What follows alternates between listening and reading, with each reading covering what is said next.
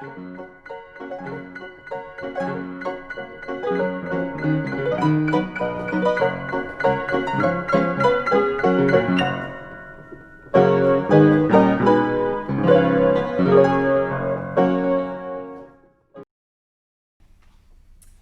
Goat Who Played Santa Claus. Once upon a time, there were 5 little chicks who thought Santa Claus was sure to come to them. It was the day before Christmas, and they were very much excited. "He'll bring us a tree of the Christmas kind," they told each other, "and 5 Christmas presents, 1 for each." Everyone in the barnyard wanted those chicks to have a happy Christmas. But Grandmother Goose was worried, and Old Turkey Gobbler was very worried. "Santa Claus never did come to us," he said. "I just don't think he comes to barnyards." "Neither do I," sighed Grandmother Goose, "and what I say is somebody should tell those chicks." She tied on her shawl. Old Turkey Gobbler pulled on his cap. "Come along," he said, "we'll tell them." But before they had gone 2 waddles in the strut, Fat Uncle Pig hurried up to them. "Oh, no, you don't," he cried. "You're not going to spoil those little chicks' fun." The cow agreed, so did the horse. "Indeed you won't," bleated the sheep, running up. Mother Hen smiled. "Good," she cackled. "I just do want my chicks to have a nice Christmas." Old Turkey Gobbler snorted. "All very well," he said, "but what about Christmas morning?" "What about when they find that Santa didn't come?" asked Grandmother Goose. "Oh," said Mother Hen. She looked sadly at her yellow chicks who were skittering around trying to sing up on the housetop in their peeping voices. She looked even more sadly at her barnyard friends. "My chicks were so sure Santa Claus would come," she sighed, "that I myself was believing it too." The cow and the horse and the sheep sighed deeply. Grandmother Goose started toward the happy chicks, but Fat Uncle Pig had a sudden and wonderful idea.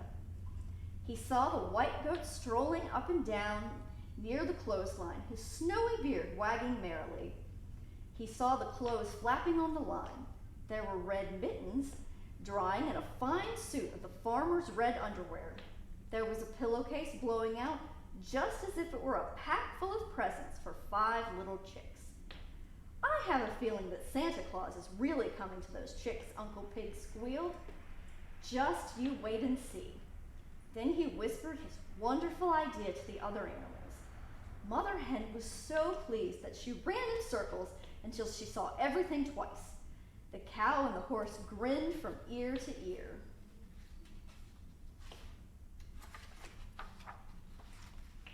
"Maybe the goat won't help," sighed Grandmother Goose. "I'll ask him," smiled the sheep, and she went and talked to the goat. His eyes twinkled. "I'd love to do it," he says. "Sounds like fun." The horse, meanwhile, neatly nipped the clothespins from the red mittens, the red underwear, and the pillowcase, and took them off the line.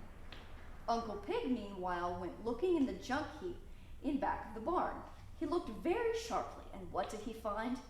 Oh, some wonderful things. A small tin bank made like a drum, a little red wagon missing 1 wheel, a small red mitten with a hole in the thumb, a bright green sock that had no mate, a pair of doll skates thrown away by mistake, and bits of spruce branches too small to use in the farmhouse. "What else do I need?" he said to himself. Pussycat Smart came padding up. "Me," she said. "You need me to help tie those bits into a tree. You need me to fix the little wagon with a new wheel and to pin up the small mitten's hole in the thumb. And you need me to get some crab apples out of the barrel. We'll hang them on the tree." The 2 worked together. By the time it was late afternoon, they had made a splendid little tree, and Pussycat Smart had put a new wheel on the wagon. Then they looked at the presents. "Rather dirty," meowed Pussycat Smart. "They need a good scrub." She ran to fetch Grandmother Goose. "You're the only one of us who can wash them," she meowed. Grandmother Goose started to say, "Oh, I'm afraid I can't get them clean." But just then she saw the fine little Christmas tree. And just then the white goat came around the barn. He made such a jolly Santa Claus, all dressed in the red underwear suit, with the red mittens on his ears for a cap and the pillowcase slung over his shoulder, that she laughed. I'll polish them spick and span, she promised.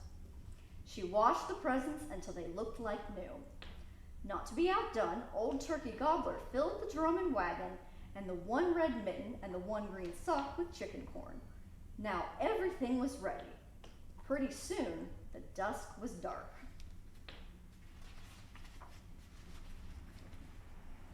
Pretty soon, the lights in the farmhouse went out. Pretty soon, the stars were shining and the 5 little chicks were fast asleep in the chicken coop. It's time to go, whispered the barnyard animals. Come on, Santa Claus goat.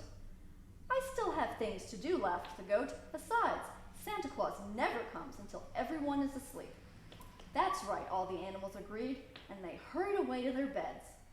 All of them were so glad that Santa Claus was coming to the chicks, but all of them had a wish they were wishing too.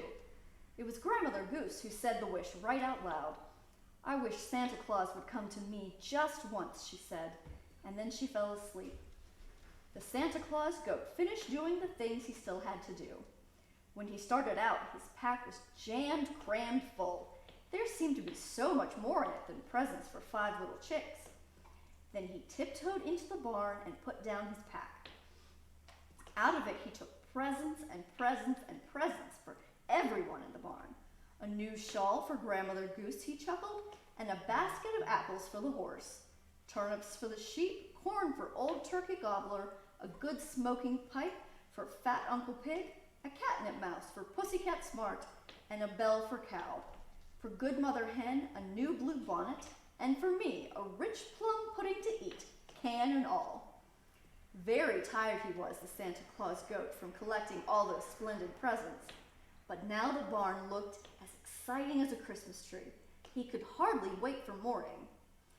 Sleeping's the very best way to get morning to come, the Santa Claus goat told himself wisely, and he crept quietly into his bed and was soon asleep, still dressed in his funny red Santa Claus suit, and still feeling warm and merry inside from being such a wonderful make-believe Santa Claus.